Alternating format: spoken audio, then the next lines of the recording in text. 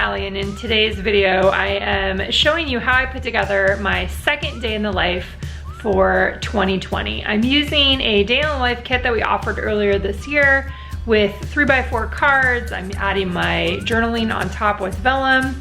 It was a really fun and simple way to put it together, and I'm excited to show you guys now. All right, diving into this project, I am kind of making some decisions on what to do. So far, what I've done is I printed out all my photos from the day. These are printed out 3x3, and that fits perfectly on top of the journal cards if you want to go in that direction. You can actually, they're a little bit longer, it looks like. You can trim off the bottom.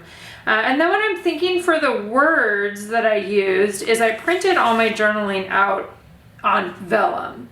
So I'm thinking that I can actually layer it on top, use a little bit of washi tape potentially to have it be a flip over. So within the album itself, each one of these pockets would be filled with something like this, plus it would have the flip over.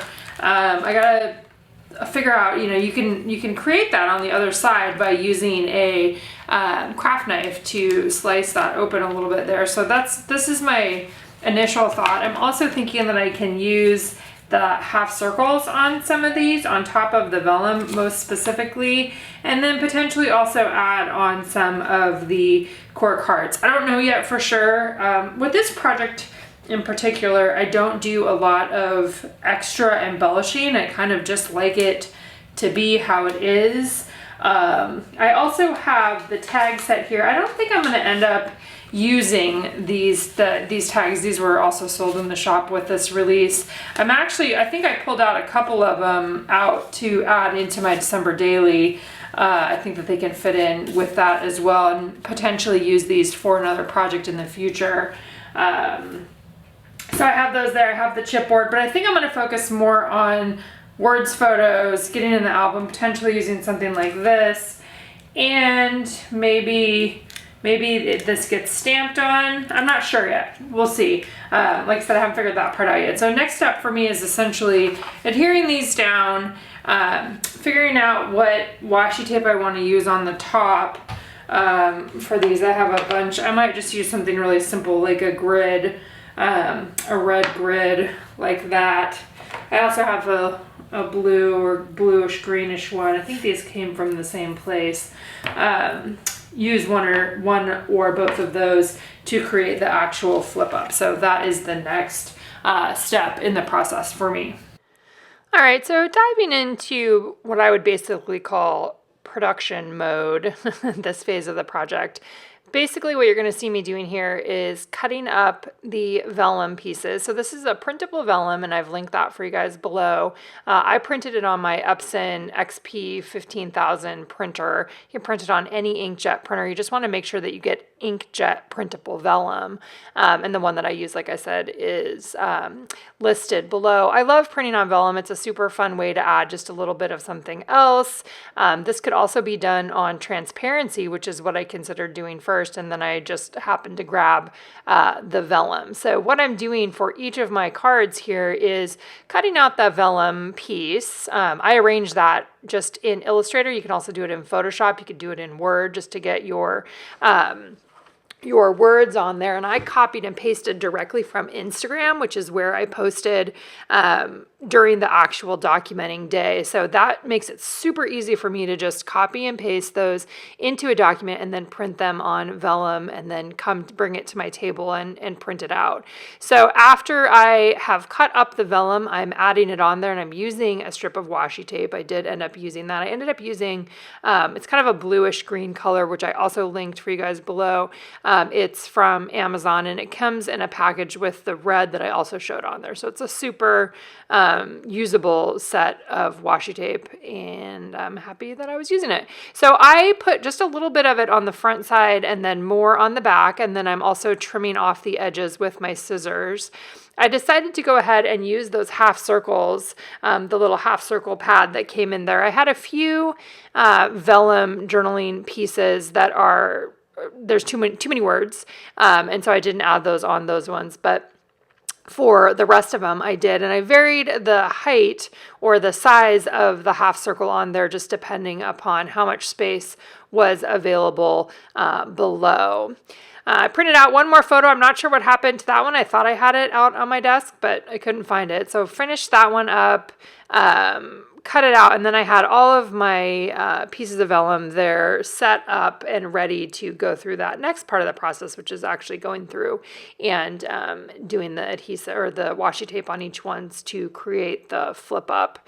A lot of, especially this kind of thing where I'm doing something that is the same task over and over again, right? That's kind of the production method style here. A lot of the projects that I do have this element included in it, right? So it's not just creativity, and it's not just pairing elements together. It's figuring out what's a way that I can take these embellishments or take these products and use them to serve the story that I'm telling, right? And in this case, having a simple and easy, repeatable design formula for each one of my stories just made this super easy in terms of putting it together. So this probably took me like an hour and a half, maybe 2 hours from printing, from setting up, copying and pasting the text, printing out the photos, printing on the vellum, and then cutting it up and putting it all together. Maybe 2.5, something like that. And when I'm doing this kind of stuff, I'm usually listening to podcasts or I have something else going on, then I do a voiceover here so that I'm able to kind of think as I'm going and not talk as I am going through the process. There are some videos that I do where I do talk through the process, but ones like this where I'm basically doing the same thing over and over again, it doesn't make sense after a while.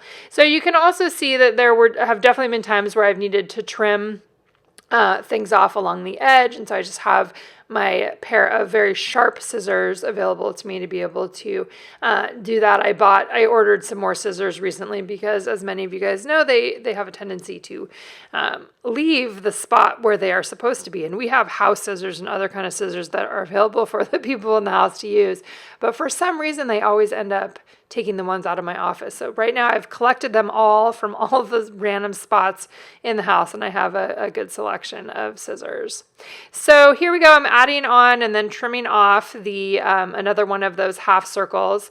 And then I'm starting the process of figuring out, am I going to stamp something? And I do decide to stamp the word thankful for. I use StazOn ink, but you could just black because it's super easy, but you could use a color for this as well.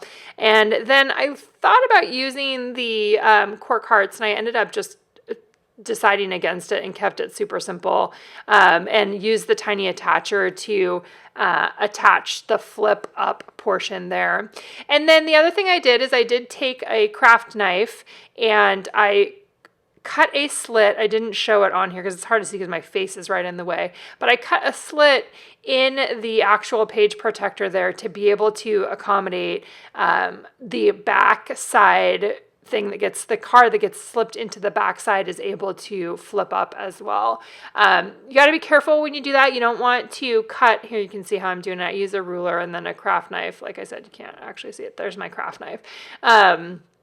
I use a ruler and then, and make sure, oh, I know what I'm saying. Make sure that it is, you don't go across the seam that is on the far edge. Otherwise it will completely make it so that you can't, it won't stay together.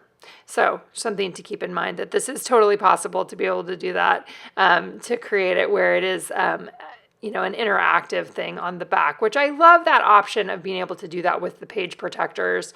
I've found more and more for myself recently that I like things that are outside of the page protectors. And so this is a way to still use the organizational structure of the page protectors, but also be able to have things flip out. And there's just a look at what I did earlier this year. I've got another video for that if you want to see that. Other than that, simple and easy this time. And let me know if you have any questions in the comments below.